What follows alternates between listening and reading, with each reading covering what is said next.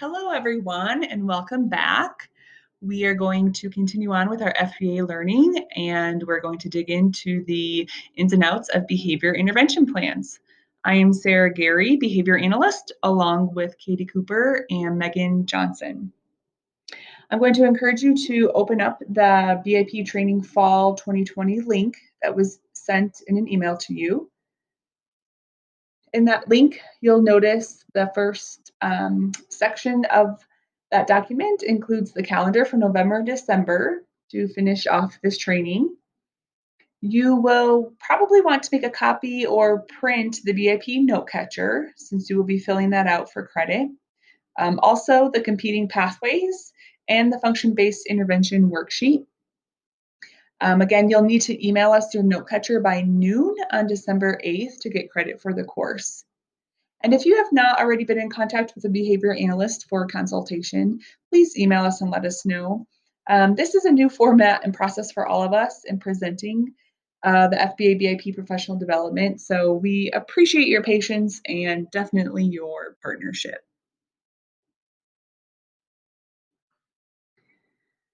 The work that we do in our schools around supporting students' social, emotional learning and growth aligns directly with really most of these components in our generation's vision.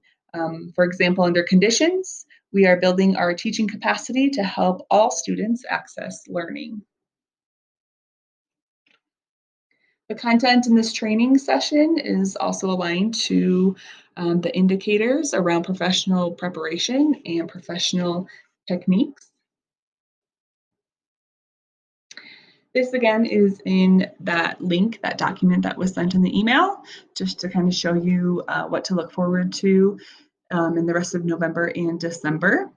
So you will have until December 8th to view and listen to the BIP video sessions.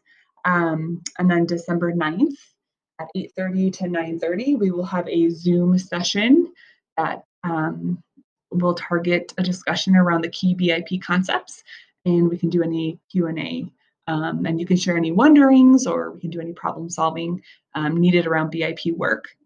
And then December 9th through the 18th, you will have your individualized consultation with a BA remotely. So again, please email us and let us know if you have not been in contact with one of our BAs.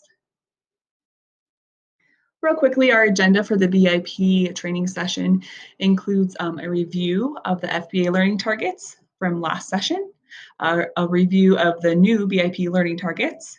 You will complete a BIP draft using a tool called the competing pathways. And we will discuss best practices for progress monitoring as well as writing behavior goals. So going back to our FBA training sessions, a quick review of our learning targets.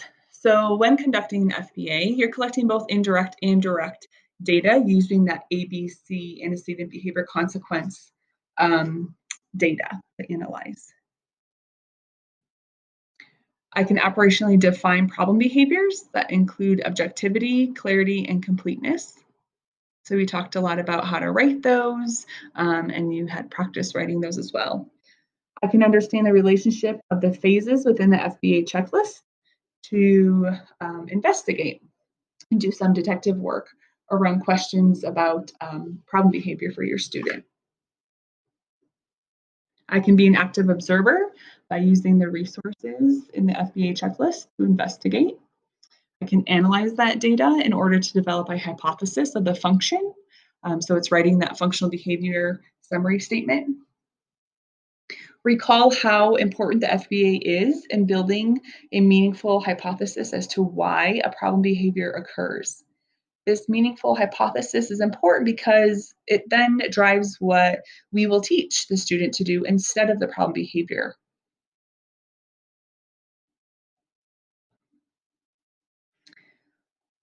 So please take out your operational definitions and your FBA summary statement that maybe you developed during the FBA training sessions. Something to think about with those operational definitions, is around whether somebody else, a substitute, a principal, virtually any adult, can read that definition and truly discern whether the behavior is occurring or not occurring when they're observing the student. And keep referring back to these behavior definitions when you're in discussion with parents, gen ed teachers, any other key stakeholders, just to reinforce that objectivity and to continue looking at behavior through that objective lens. And these defined operational definitions of behaviors will be copied and pasted directly into the beginning section of your BIP in Enrich, along with the FBA summary statement.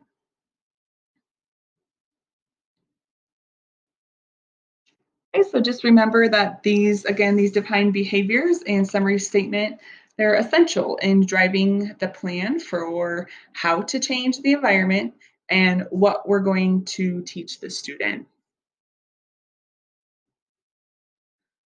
So looking ahead to this BIP training, our learning targets are going to focus around replacement behaviors that are defined and directly related to the function of those problem behaviors that were identified in the FBA.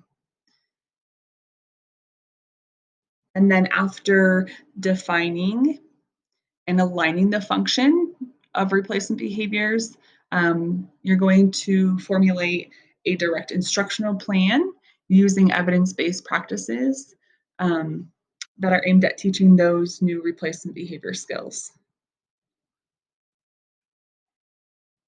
Looking at reinforcement. So individualized reinforcement is developed to teach those replacement skills. So being able to identify meaningful reinforcement that's individualized to that student, and just considering how to use reinforcement as best practice and how to really dig into the power of reinforcement. Reinforcement is key to teaching any new skills or skills that were maybe weak. Um, right? It's that response after behavior, especially replacement behavior skills, that's going to increase the likelihood of that behavior to continue to happen in the future. So we really need to individualize reinforcement so that student is learning those new behavior skills.